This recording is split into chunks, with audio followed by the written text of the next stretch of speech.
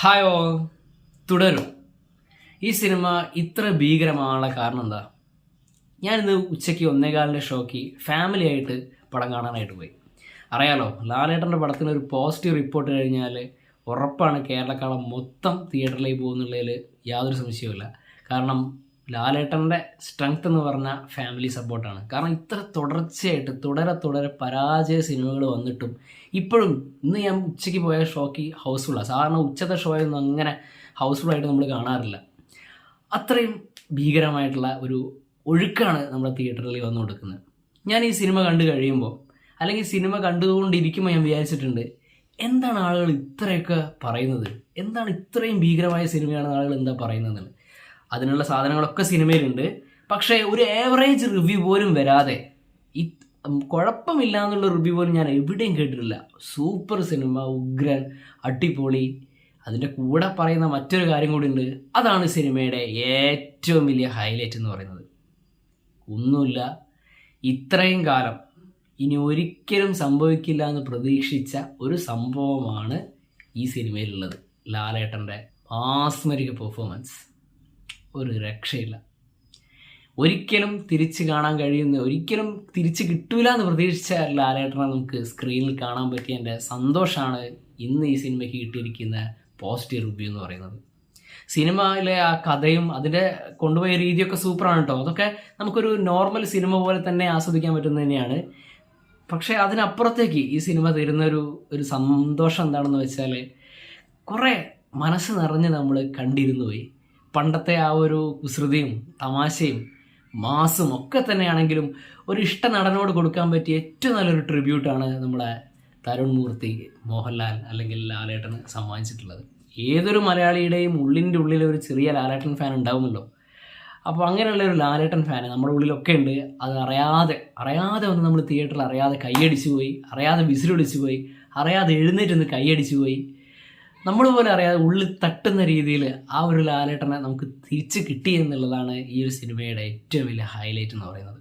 അതിന് നല്ല വൃത്തിയിൽ ജെയ്ക്സ് ബിജോയ്, അദ്ദേഹത്തിൻ്റെ BGM നല്ല പങ്കുണ്ട് കേട്ടോ. ഈ സിനിമേനെ പിടിച്ചു നിർത്തുന്നതിൽ ഭീകര പങ്ക് ജെയ്ക്സ് ബിജോയ്ക്കുമുണ്ട്. കാരണം കാടിൻ്റെയൊക്കെ ആ ഒരു ഇത് കാണിക്കുന്നുണ്ട്. ആ ഒരു ഇൻറ്റൻസിറ്റി നമുക്ക് ഭയങ്കര ഭീകരമായിട്ട് ഈ ഒരു BGMലൂടെയൊക്കെ കിട്ടുന്നുണ്ട്.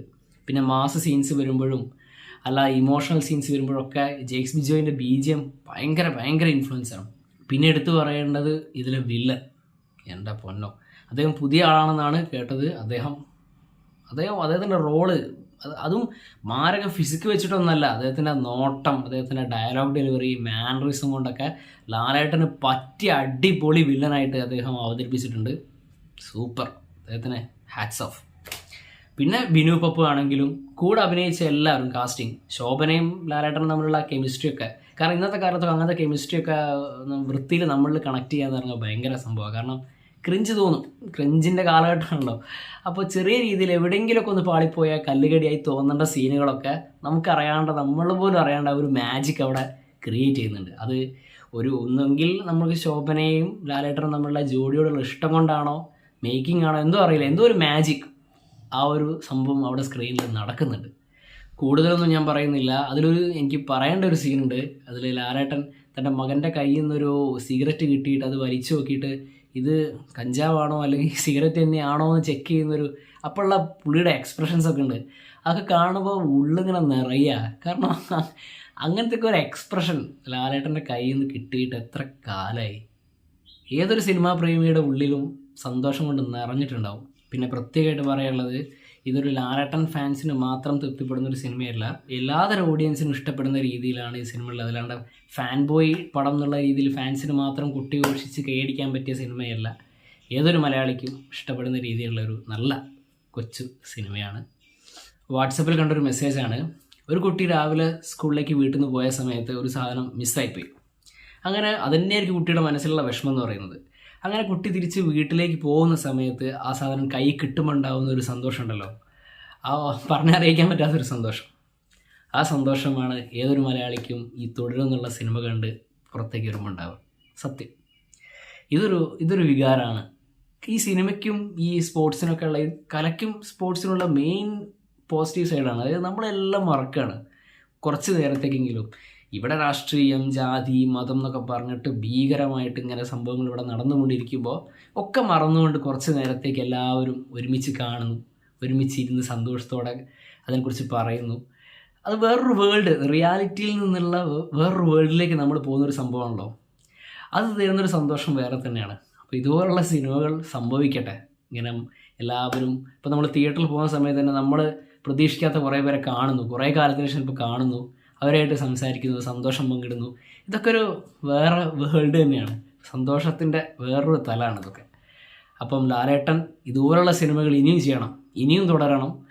കാരണം ലാലേട്ടൻ്റെ സിനിമ ഫാമിലിയായിട്ട് പോയിരുന്ന് കാണുന്നതിൻ്റെ സുഖം, ഇതുപോലുള്ള സിനിമകൾ നല്ല പോസിറ്റീവായിട്ടുള്ള ഫാമിലി, ഒരു സാധാരണക്കാരൻ്റെ വേഷം ലാലേട്ടൻ ചെയ്യുമ്പോൾ അത് വേറൊരു തലം തന്നെയാണ്.